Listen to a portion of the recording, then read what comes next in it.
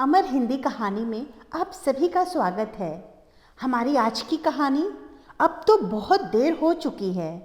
शेफाली रसोई का काम खत्म करके सासू माँ के कमरे की तरफ जा रही थी। सोने से पहले सुबह की तैयारी करके रखना चाहती थी। सुबह तो खुद के लिए भी वक्त नहीं मिलता, ऊपर से ननद अचानक से शाम को अपने ससुराल से आ गई तो काम वैसे भी बढ़ गया। स्कूल जाने से पहले सुबह सब काम निपटाने में आसानी रहे, इसके लिए पहले से तैयारी कर लेना बेहतर है, क्योंकि अभी स्कूल में वार्षिक परीक्षा शुरू हो गई थी तो छुट्टी लेना तो असंभव था। यही सोचकर सासू माँ जी के कमरे की तरफ जा रही थी, पर कमरे के पास पहुंचकर उसके पैर ठिठक गए। अंदर उसकी सास कमला जी, उसका पति रितेश, देवर अभिनव और ननद शशि बैठकर बातें कर रहे थे। बार बार शेफाली का नाम आ रहा था, इसलिए उसने बात सुनना ही उचित समझा। भैया, मैंने सुना है कि शेफाली भाभी के मायके में उनके पापा ने प्रॉपर्टी बेची है और उसका अच्छा खासा पैसा भी आया है। खुद उनके पापा मम्मी कितने अच्छे फ्लैट में रहने गए हैं, साथ ही अपने बड़े भाई के बेटे को भी रख रखा है, तो भाभी को भी तो पैसे मिले ही होंगे। अपनी बहन शशि की बात सुन रितेश बोला, अरे मुझे क्या पता, ना तो ससुर जी ने कुछ बताया और ना ही शेफाली ने। दोनों के दोनों बाप बेटे अंदर के अंदर ही सब कुछ कर लेते हैं, पर यहाँ दामाद की कोई इज्जत नहीं है। मुझे तो बताना भी ठीक नहीं समझते। अरे भैया, तो पता करो ना, ऐसे थोड़ी ना काम चलेगा। आखिर कितने पैसे आए हैं पता होगा, तभी तो अपना बजट बना पाएंगे। और इस बार मुझे बाइक लेनी है, चाहे कुछ भी हो जाए। छोटा भाई अभिनव ने जिद करते हुए रितेश से कहा, तो शशि कहाँ पीछे रहती। वह भी अपनी फरमाइश करते हुए बोली, हाँ भैया, पता कर ही लो, मुझे भी इस बार सोने के कड़े तो चाहिए ही चाहिए। आप लोगों से तो इतना भी नहीं हुआ कि मुझे सोने के कड़े शादी में ही दे देते। जब मेरी देवरानी अपने मायके से आए हुए सोने के कड़े पहनती है तो मुझे सही में बहुत बुरा लगता है। ऐसा लगता है कि जैसे मुझे ही दिखा रही हो। तभी सासू माँ कमला जी भी बोली, तुम दोनों चुप करो, मुझे बात करने दो। देखो रितेश, पैसों की ज़रूरत इन दोनों को ही नहीं, मुझे भी है। मैं भी सोच रही हूँ कि इस मकान के ऊपर एक मंजिल और चढ़ा दूँ, ताकि कल को अभिनव की भी शादी हो तो परेशानी ना हो। अब हम लोग तुमसे नहीं कहेंगे तो किससे कहेंगे। बहू के पास पैसा रखा है और हम लोग परेशान हो रहे हैं, ये कोई बात होती है क्या। उल्टा जब पैसा हमारे पास हो तो हमें अपना स्टैंडर्ड बढ़ाना चाहिए। रितेश, तुम अपने ससुर जी से पूछोगे तो अच्छा नहीं लगेगा, पर तुम शेफाली से तो बात कर ही सकते हो ना, कि आखिर प्रॉपर्टी को बेचने पर कितना नफ़ा हुआ है। आखिर वो अपने माता पिता की इकलौती बेटी है। आज नहीं तो कल सब कुछ तुम्हारा ही तो होना है। उसकी प्रॉपर्टी पर तुम्हारा भी पूरा अधिकार है।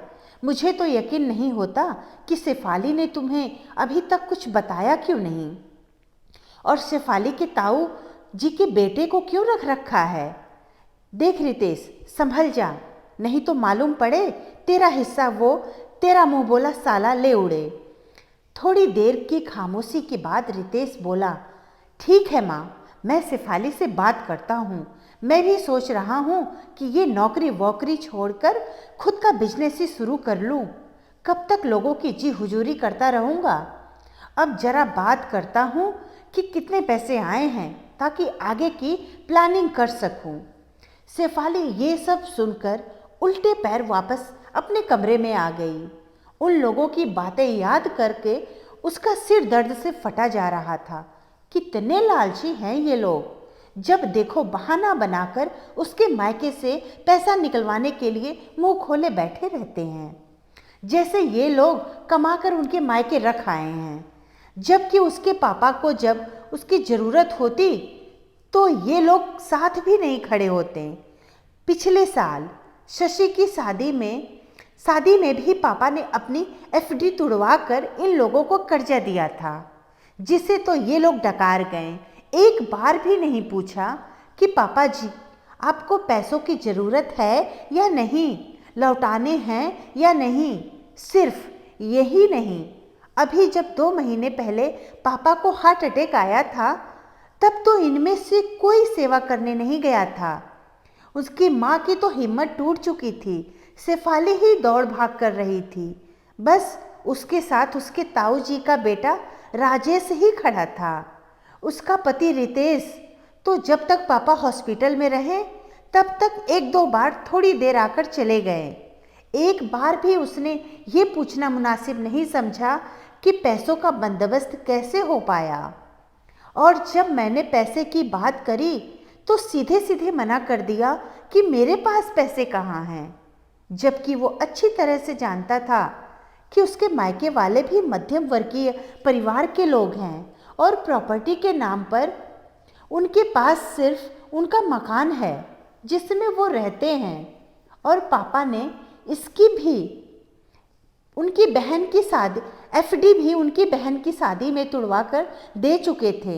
उस समय तो शेफाली और राजेश ने उधार लेकर पापा का इलाज कराया था, लेकिन पापा के इलाज होने के बाद पैसों को चुकाने के लिए अभी कुछ दिन पहले ही उन्होंने अपना मकान बेच दिया और बचे हुए पैसों में खुद के लिए फ्लैट लेकर उसमें रहने लगे।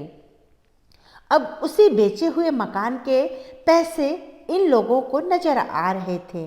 खैर, थोड़ी देर बाद अचानक कमला जी की आवाज़ आई, बहू जरा कमरे में आना। तो शेफाली समझ गई कि उससे पैसा निकलवाने की तरकीब तैयार कर ली गई है। अब उसे बुलाया जा रहा है। वो उठ करके कमला जी के कमरे में गई तो उन्होंने बड़ी ही मधुरता से कहा, शेफाली मैंने सुना है कि तुम्हारे पापा ने अपना मकान बेच दिया है और वो फ्लैट लेकर रह रहे हैं, साथ ही राजेश को भी अपने पास रख रखा है। हाँ, अभी कुछ दिन पहले ही बेचा है। आखिर कर्जा चुकाना था।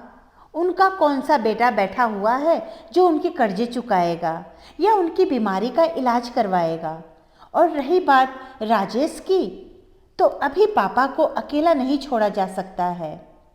हाँ वो तो ठीक है, लेकिन कितने में बेचा?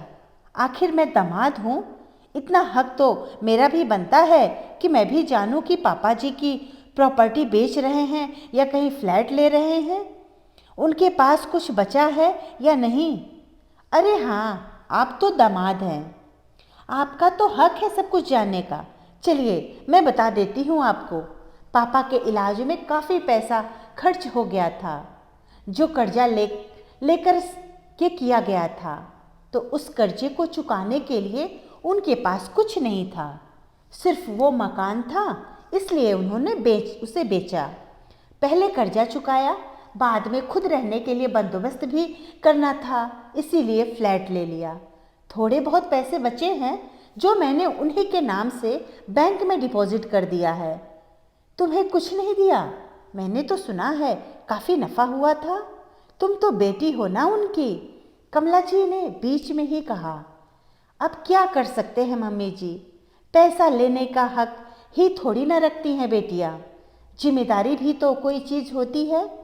अब जब जिम्मेदारी राजेश निभा रहा है तो मैंने सोचा पैसा भी उसी को मिलना चाहिए, इसीलिए मैंने हक छोड़ दिए और पापा को कह दिया कि जो आपकी जिम्मेदारी निभाए ये फ्लैट भी उसके नाम कर देना। कहकर वो अपने कमरे में जाने लगी तो रितेश ने कहा, अरे तुम ऐसा कैसे कर सकती हो?